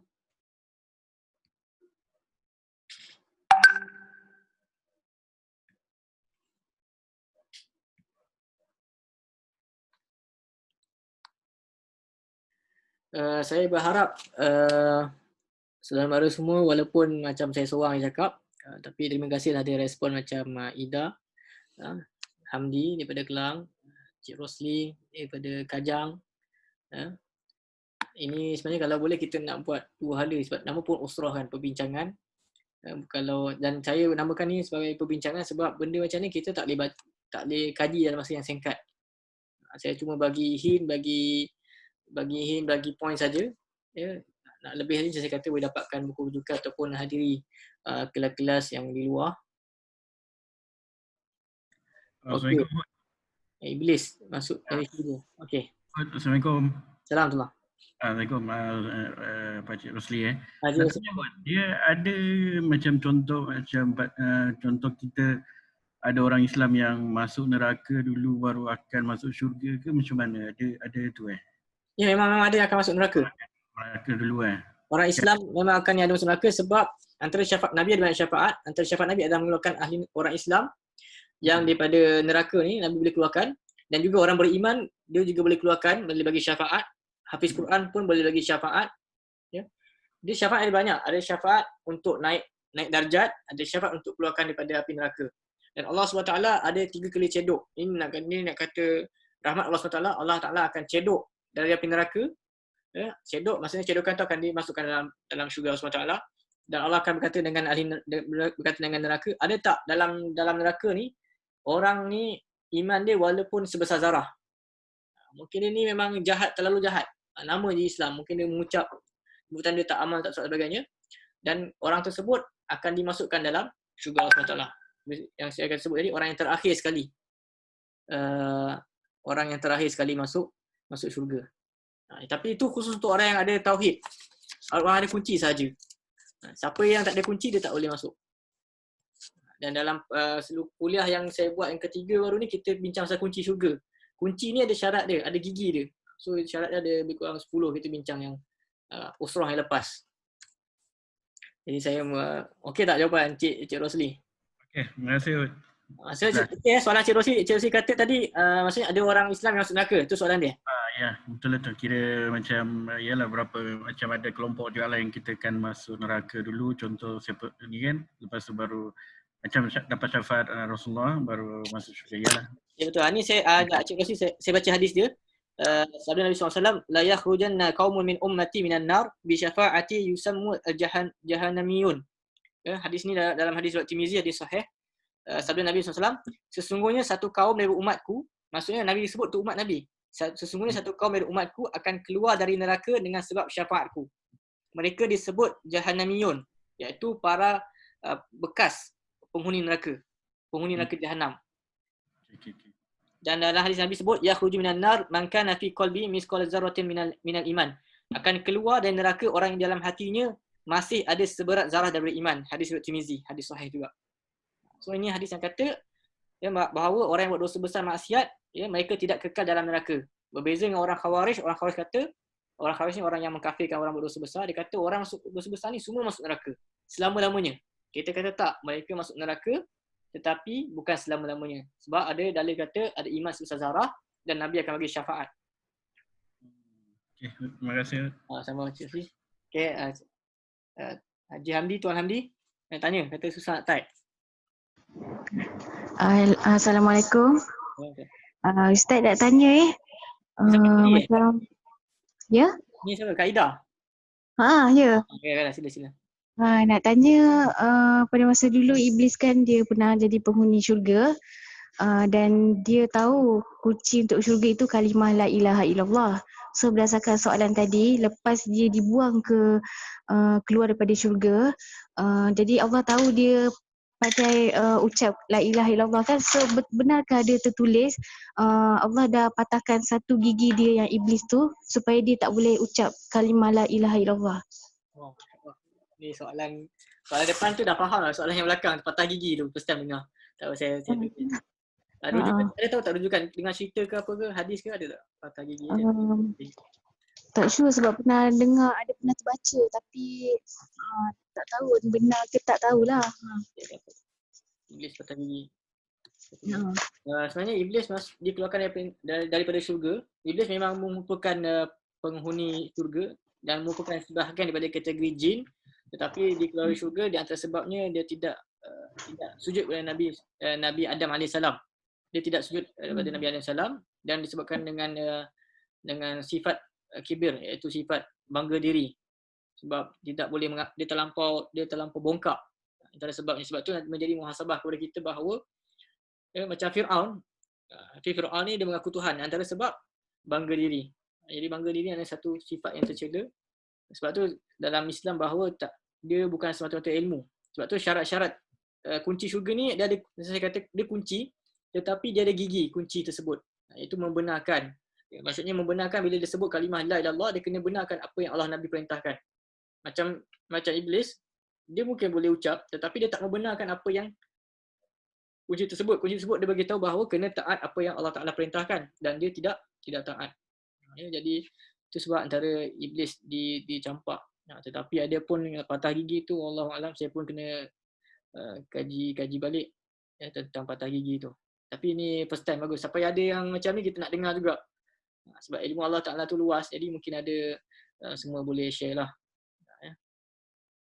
Jadi dalam pintu untuk tahu la ilaha illallah ni, kalau kita ada kawan-kawan kita orang kafir, kita ajar dia kalimah la ilaha illallah atau kita ajar dia soalan-soalan kubur, kan? Soalan kubur, siapa Tuhan Allah, siapa Nabi Muhammad sebagainya, kita bagi tu orang kafir. Dia tahu jawapan, tapi tak semestinya dia boleh jawab.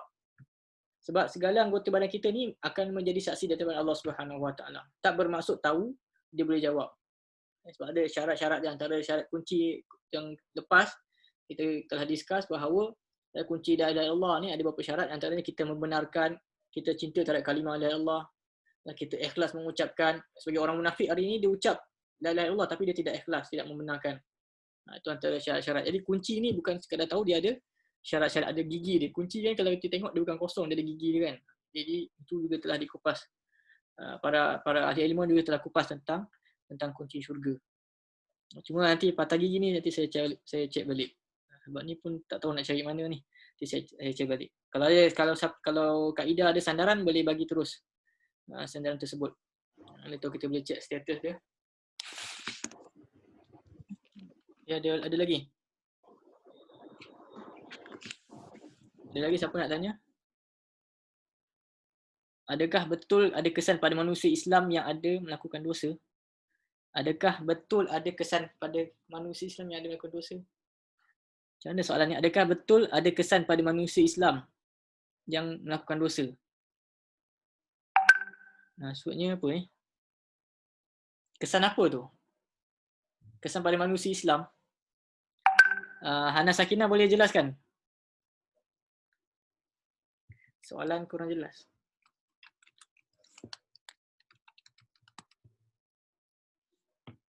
Kesan fizikal. Ya, kalau buat dosa memang akan ada kesan pada baik rohani juga jasmani. Memang ada kesan pada manusia kalau buat dosa.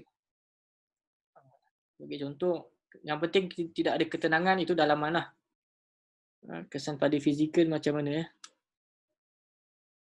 Kalau dia mencuri, mungkin dari neraka ke syurga. Lagi tak clear pula. Dari neraka ke syurga. Assalamualaikum Abang Hud. Salam.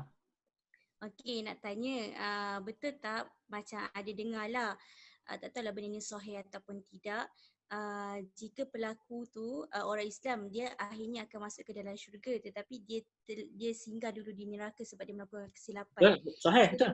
Dalam syurga, adakah kesan orang ahli syurga tu dia akan dapat tahu, oh dia ni pernah masuk neraka, macam tu? Sebab itu juga telah disebut pada awal tadi, itu antara syafaat Nabi SAW dalam menghilangkan kesan neraka tersebut. Kita tadi sebut ada tertulis di dahi mereka kesan X api neraka. Jadi syafaat Nabi adalah menghilangkan kesan tersebut, tanda tersebut. So maksudnya bila masuk dalam syurga hilang lah. Nabi bagi syafaat untuk hilangkan. Untuk hilangkan. Syafaatnya dalam bahasa Melayu pertolongan. Nabi SAW dalam semua Nabi-Nabi Rasul ni ada syafaat, ada boleh bagi pertolongan. Jadi orang yang beriman, para ulama semua bagi pertolongan. Cuma pertolongan, kita panggil apa dalam bahasa kita ni? Kabel lah, boleh bagi kabel. Kabel yang paling kuat adalah kabel Nabi SAW. Sebab yang paling tinggi adalah Nabi SAW. Kedudukan paling tinggi darjat. Jadi Nabi SAW ni, Nabi SAW punya kabel ni, punya bantuan syafaat ni sangat kuat sehingga boleh minta kepada Allah SWT untuk hilangkan tanda-tanda ahli neraka. Orang Islam yang masuk neraka. Dan kemudian orang yang masuk neraka, masuk syurga ni dia akan rasa gembira lah. Ya. Jadi kita kena berdoa kepada Allah SWT ya. Memanglah kita kata level paling tinggi tu masuk syurga tanpa hisap dan jumlah dia 70,000 orang. Tapi kita kena doa Allah SWT. Nabi pun ajar kita minta firdaus, minta syurga firdaus. Macam kita lah, kalau kita ada anak kita, ada sama kita ajar contohnya SPM, kau mesti target 11A. Contoh kan, takkan kata dengan dia SPM ni target 11C pun okey juga kan? Tak ada, kita mesti target tinggi. Uwais Al-Qarni. Kenapa Uwais Al-Qarni? Okay, ada yang Uwais Al-Qarni tu soalan ke atau nama anak saudara? Sebab kita ada nama saudara Uwais Al-Qarni.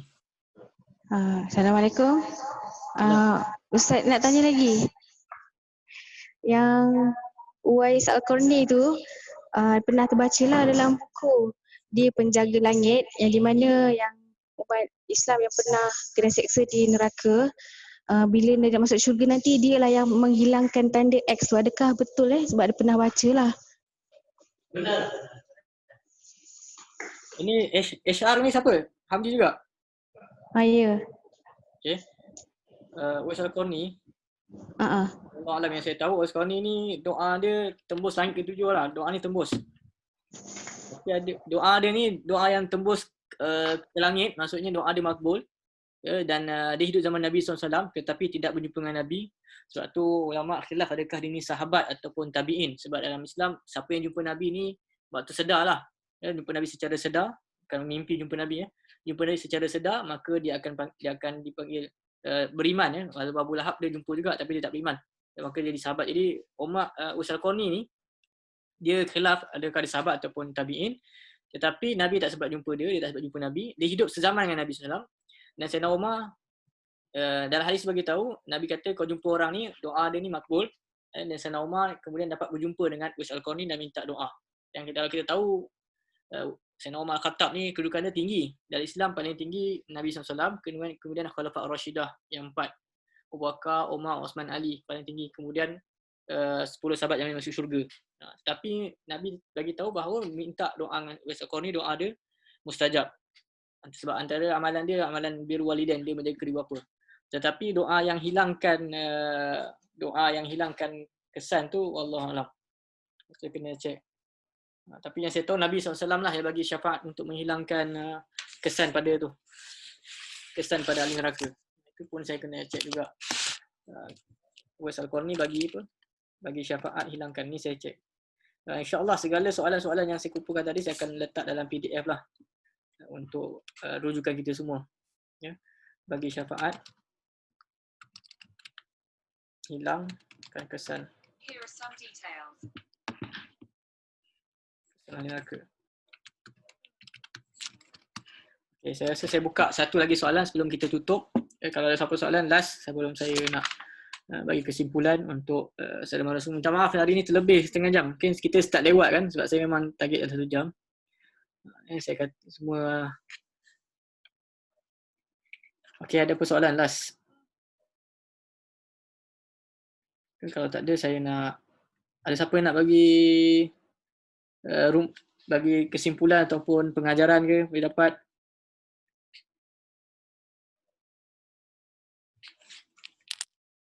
Yang ni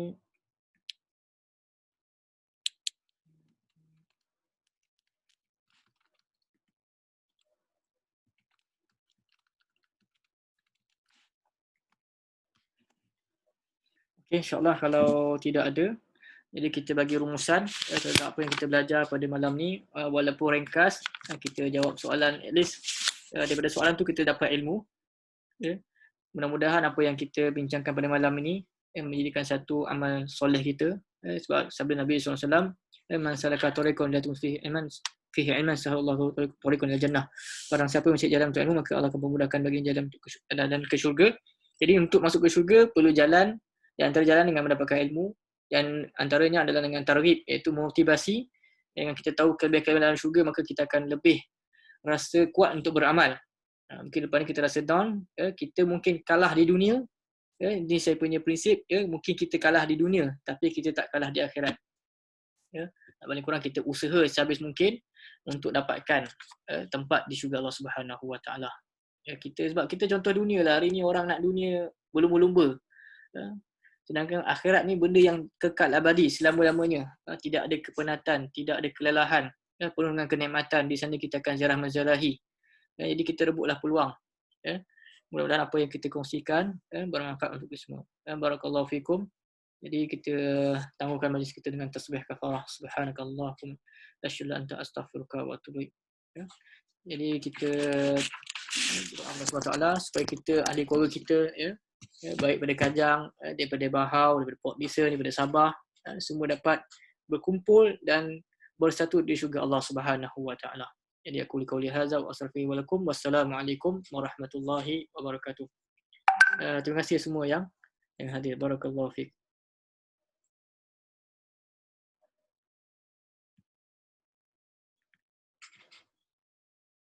Okey, terima kasih semua.